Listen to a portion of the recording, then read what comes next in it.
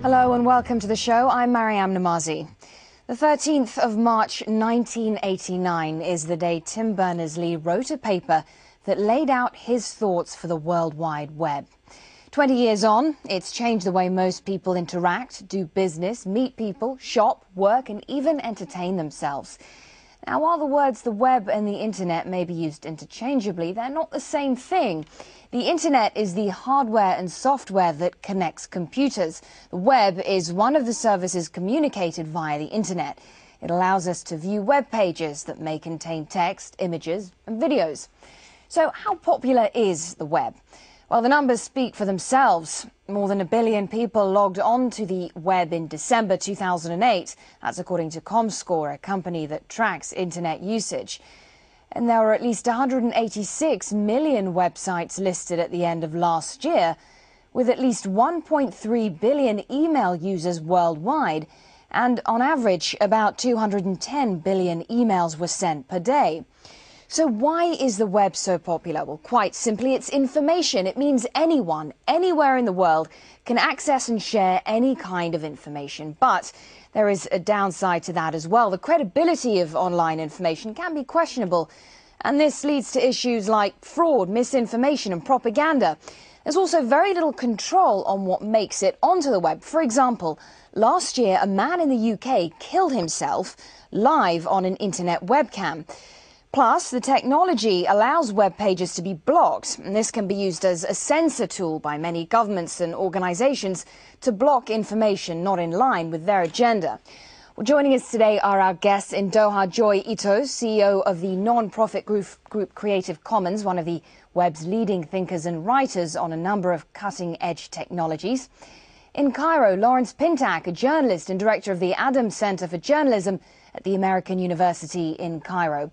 Also in Cairo, columnist, radio presenter and blogger Marwa Rakha. Thank you all of you for joining us. Lawrence Pintack, if I can start with you, how would you describe the impact of the web? How has it changed the way we live and the way we work? It's certainly changed everything about the way we live and work. It's changed how we gather information, and it's created, I might say, an overload of information. We are drowning in information these days, and one of the challenges in journalistic terms is to separate the wheat from the chaff. What's pure opinion, what's vitriol, and what's information you can rely on. Joy Ito, I want to ask you about rogue websites, because almost anyone can set up a website and they can start collecting money for whatever cause or whatever product that they're trying to sell. They don't need a license, no questions asked. So I think that the internet, just like any new technology, requires a lot of literacy, both on the parts of the people creating stuff and the people who are consuming it. And I think that as the internet evolves, just like when a child is growing up, you get sick a couple of times, but you build an immune system. And I think we're still very early days in terms of becoming good at filtering those kinds of things, but we'll get better. But you can't actually police websites, can you? You can try, but the harder you try, it often actually fans the flames. And so the typical sort of top-down control often, in most cases, doesn't work. Marwa Rakha, we heard Lawrence Pintack touching on the issue of the credibility of some of the information that's out there. The web has given a voice to the average web surfer. It allows pretty much anyone who's anywhere to put their view on the web. Is that a good thing or a bad thing?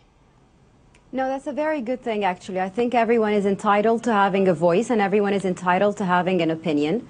I'm very happy with how citizen journalism emerged on the internet, and all the blogging and the live blogging and the microblogging. All of those things gave people an opportunity to voice themselves, and that is very important. I think that is a pro. Lawrence Pintack, do you agree? I think it is. Marwa and I are both sitting here in Cairo, where media has been very constrained for many years, as across the Arab world. And bloggers like Marwa are pushing the envelope. They're shouting from their electronic pulpits things that people always used to just whisper behind closed doors. But then how do you separate fact from fiction? Do you think that many of the people who log on to a blogger's site, for example, know that this is someone's opinion and not necessarily fact?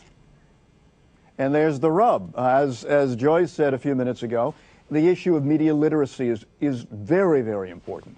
We constantly have this issue right now here in the Arab world where bloggers and journalists are being blurred together in the perceptions of people's minds. There's a big difference.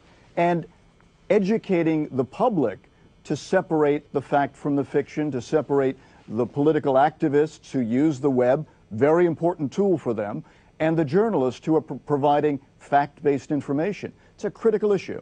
Joy Itu, how can you trust the information that you get on the web? How do you know if a particular website is trustworthy or reliable, or if the information is just garbage? Well, I'm on the board of a network of blogs called Global Voices, and we do a lot of peer review. We have regional editors, and Wikipedia is also a very good place where we have a lot of peer review, but it's about giving certain credible bloggers more authority and focusing attention on that. And if I could add one other thing that's very important, is it's not just about facts. I think that one of the big problems is that we don't care about each other enough. So the U.S. doesn't care enough about this region. And I think that to solve what I call the caring problem, having real people's voices and having I think voice is actually more important than votes in many cases, and personality and point of view, even if it's not completely accurate, is often better than facts in getting people to understand and even care about reading the news.